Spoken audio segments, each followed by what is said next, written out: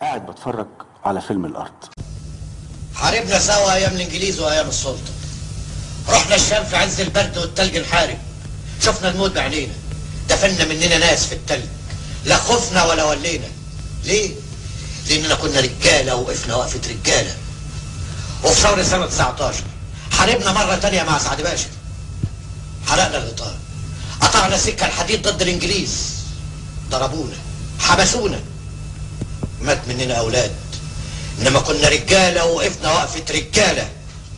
وفي الانتخابات اللي فاتت بلاش نتكلم عن النتيجه، انما احنا وقفنا معاك يا شيخ حسونه وسمعنا كلامك. كانت النتيجه ايه؟ انضربنا، اتهنا، لكننا كنا رجاله وقفنا وقفه رجاله. لما كانت حياتنا متعلقه بشعره وبيننا وبين الموت خطوه واحده ما خفناش. هجمنا بصدورنا، حاربنا عدونا. ليه؟ لاننا كنا رجاله وكنا واقفين وقفه رجاله. كانت نظرة مليانة سخرية وإحباط اللي بيوجهها محمد أبو سويلم المليجي في فيلم الأرض لما كان مجتمع برجال البلد بيبكتهم ويلومهم واحد واحد عشان كلهم باعوا القضية. قال له والشيخ يوسف يا عيني على الشيخ يوسف، خلاص قعد في البندر ونسي كل حاجة. مش كده يا شيخ يوسف؟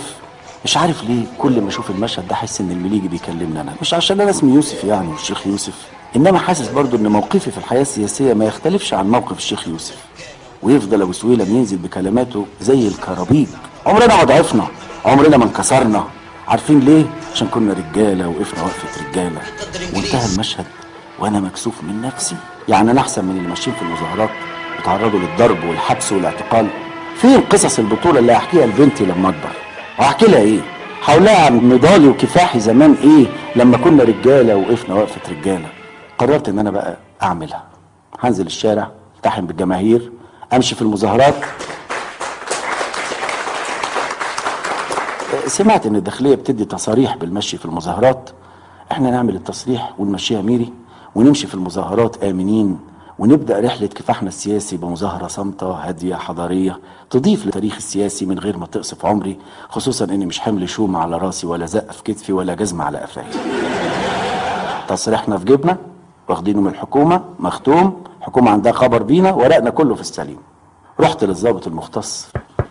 صباح الخير يا باشا. قلت له بود شديد انا سعادتك بس جاي عشان اقدم على تصريح. قال لي تصريح ايه؟ قلت له تصريح مظاهره سعادتك. تعادل في جلسته وقعد يبص لي، اللي اداني احساس انه بيشك في قوايا العقليه. فرحت راسم على وشي ملامح جاده وقوره ومحترمه. قلت له هي مش مظاهره يعني تقدر تقول مسيره صامته سعادتك. اخدني على قد عقلي وقال لي طب وايه الغرض من المسيره دي؟ قلت له يا باشا لا غرض ولا حاجه، بس عشان البت لما تكبر يعني وحكايه رجاله وقفنا وقفه رجاله وكده فنلاقي حاجه نقولها لها يعني. بص لي الظابط حوالي 3 دقايق وهو صامت تماما كانه بيستوعب الكلام الخطير اللي بقوله، وعينيه جايباني من فوق لتحت. وقال لي بتقول عاوز ايه؟ تصريح مظاهره سعادتك. قال لي افهم من كده ان سيادتك عاوز تصريح مظاهره؟ ايوه. راح راجع بظهره على الكرسي وكريز الضحك مسكته وما بقاش قادر يوقفها، وراح منادي على زميله يا حسين بيه، يا حسين بيه تعال اسمع هنا تعال. دخل حسين بيه ضخم جدا وباين عليه ما بيهزرش، ملامحه جامده وصارمه جدا. ايه الحكايه؟ الاستاذ عاوز تصريح مظاهره. بص لي حسين بيه وراح منفجر في الضحك هو وراخر، راح قايل للباشا ودينك عايز تصريح مظاهره؟ قعد يخبط بايده على المكتب وهو مسخسخ من الضحك. يا ابراهيم تعال يا ابراهيم. دخل ابراهيم قال له تعال يا ابراهيم اسمع الاخ ده عاوز. لا مش قادر اقول. لا قول له انت قول له انت. راح الباشا قال له عاوز تصريح مظاهره. تصريح ايه؟ وراح واقع من الضحك على الفوتيه وماسك بطنه وراح منادي يا فرج. انا اول ما سمعت فرج افتكرت فيلم الكرنك. طبعا كلكم فاكرين فرج وبتاع. ايه اللي جاب الكرنك دلوقتي؟ احنا في فيلم الارض. وفجاه راح الظابط قايم وماسك لي من ياقه القميص وقايل لي انت بتتكلم باسم مين؟ انت تمثل نقابه مثلا؟ جمعيه اهليه؟ قلت له يا باشا انا فرداني، انا عايز تصريح ليا لوحدي، عايز تصريح امشي بيه في المظاهرات عادي يعني، بس انا اصلي لما احب امشي ابقى ماشي قانوني سعادتك.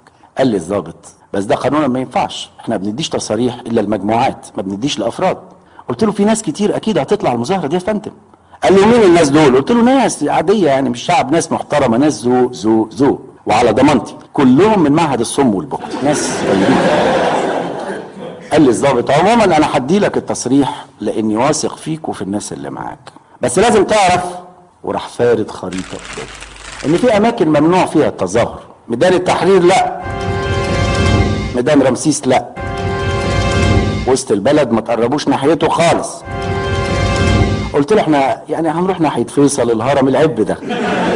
قال لي لا هرم ولا فيصل، انت عايز تقول لي مصر الجديده ولا مدينه نصر؟ وطبعا المعادي وحلوان والمناطق دي ممنوع فيها التظاهر منعا باتا. قلت له يا باشا امال هنعمل مظاهره فين سعادتك؟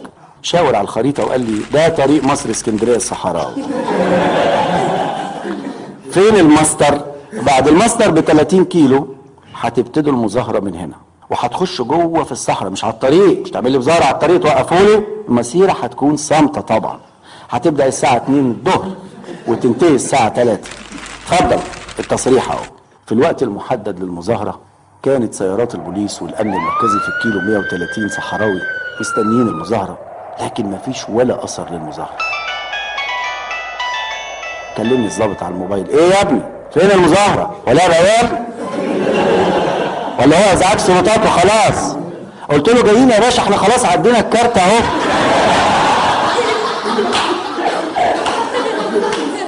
بعد موت وعذاب وصلنا لمكان المظاهره، مشينا في عز الاياله في الصحراء بنعبر عن رفضنا. كانت الشمس في كبد السماء زي ما بيقولوا، وكان المتظاهرين عمالين يقعوا واحد ورا التاني، صم وبكم ومش قادرين يمشوا من الشمس.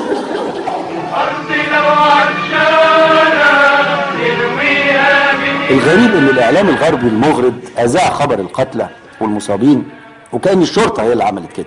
وقال الاعلام المحلي ان جماعه من المختلين عقليا ذهبوا ليتظاهروا في الصحراء فاصيبوا بضربه شمس.